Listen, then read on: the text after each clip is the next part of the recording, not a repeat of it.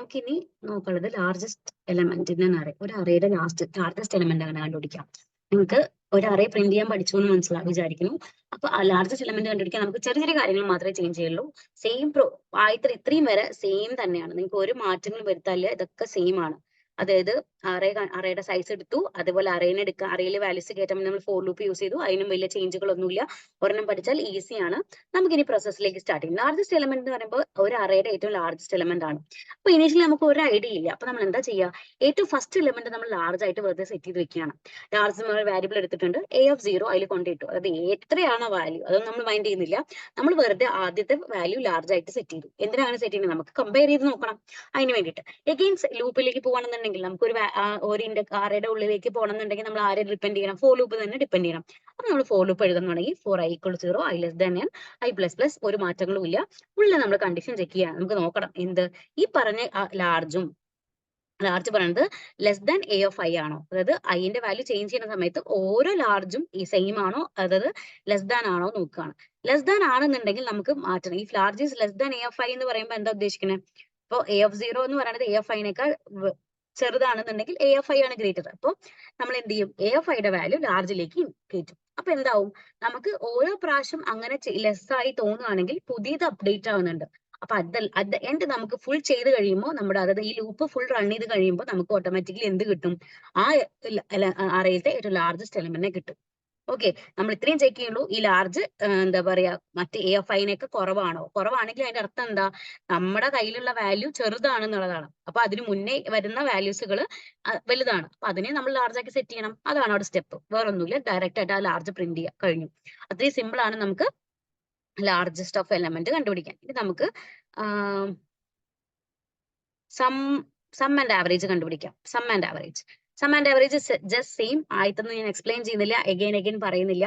നമുക്ക് ഇവിടെ size of array കണ്ടുപിടിക്കാൻ n ഉണ്ട്. ഫോർ ലൂപ്പ് വെച്ച് നമ്മൾ അറേ കണ്ടുപിടിച്ചു. ഇനി നമുക്ക് ആവശ്യം എന്താ? നമുക്ക് കിട്ടിയപ്പോൾ നമുക്കൊരു 4 വാല്യൂസ് ഉണ്ട്. 10, 20, 30, 40. 10 + 20 + 30 + 40 കിട്ടണം. അത് നമുക്ക് എത്ര കിട്ടും? 40 + 30 70, 70 + 20 90 + 10 100 എനിക്ക് ആൻസർ കിട്ടണം. അപ്പൊ 100 കിട്ടണം എന്നുണ്ടെങ്കിൽ എനിക്കിത് കൂട്ടി വരണം അല്ലേ? അപ്പൊ എന്താ ചെയ്യുക? ആദ്യം ഇനീഷ്യലി ഒരു വാരിയബിൾ സെറ്റ് ചെയ്തിട്ടുണ്ട്. അതിന്റെ വാല്യൂ 0 ആക്കി സെറ്റ് ചെയ്തു. കാരണം എനിക്ക് ആഡ് ചെയ്ത് പോകണം. ഇതൊരു കണ്ടിന്യൂസ് പ്രോസസ് ആണ്. അപ്പൊ സമ്മ ഇനീഷ്യലി ഞാൻ 0 ആക്കി സെറ്റ് ചെയ്തു.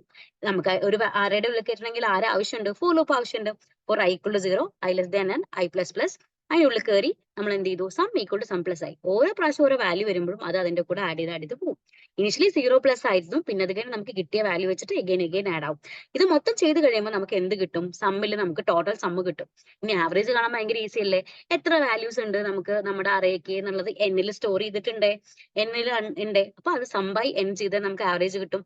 രണ്ടും പ്രിന്റ് ചെയ്യുക, പണി കഴിഞ്ഞു. അത്രയും സിമ്പിൾ ആണ്. ഇനി ഞാനൊരു കുറച്ച് ബുദ്ധിമുട്ടുള്ള ഒരു ഇത് കാണിച്ചു തരാം. ബുദ്ധിമുട്ടെന്ന് പറയുന്നില്ല, പക്ഷെ ചിലപ്പോൾ കൺഫ്യൂഷൻ ആവാനുള്ള ഒരു ചാൻസ് ഉള്ള ഒരു ഇതുകൊണ്ടും പറഞ്ഞുതരാം. ഈവൻ നമ്പേഴ്സ് ഡിസ്പ്ലേ ചെയ്യാം. അറേത്ത് ഈവൻ നമ്പേഴ്സ് ഉണ്ടെങ്കിൽ ഡിസ്പ്ലേ ചെയ്യും എന്നുള്ളതാണ്. അപ്പൊ ആദ്യത്തെ സ്റ്റെപ്പ് ഞാൻ മാറ്റില്ല. ഓൾറെഡി സൈസ് ഓഫ് അറേ കണ്ടുപിടിച്ചു. അറേയിലേക്ക് വാല്യൂ കയറ്റി. For i = 0, i less than n, i++ ചെയ്തു. ഇടയ്ക്കിടെ ചെക്ക് ചെയ്യേണ്ടത് എന്താണ്? എന്റെ അറേയുടെ ഉള്ളിലുള്ള വാല്യൂസ് ഈവൺ ആണോ അല്ലയോ എന്നുള്ളത് കണ്ടുപിടിക്കണം. നമുക്കറിയാം ഒരു നമ്പർ ഈവൺ ആണോ അറിയണമെങ്കിൽ എന്ത് ചെയ്താൽ മതി? %2 = 0 ആണോ നോക്കിയാൽ മതി. അതായത് ആ കിട്ടിയ വാല്യൂനെ ഡിവൈഡ് ചെയ്യുമ്പോൾ റിമൈൻഡർ 0 ആവും ഇത് ഈവൺ ആണെങ്കിൽ. അല്ലെങ്കിലോ ഓഡ് ആയിരിക്കും. ഇപ്പൊ 14/2 ചെയ്ത് കഴിഞ്ഞാൽ എങ്ങനെ പോയാലും നിങ്ങൾക്ക് റിമൈൻഡർ 0 തന്നെ വരുള്ളൂ. പക്ഷെ 15/2 ചെയ്താൽ നിങ്ങൾക്ക് റിമൈൻഡർ 1 വരും. ബിക്കോസ് അതൊരു ഓഡ് നമ്പർ ആണ്.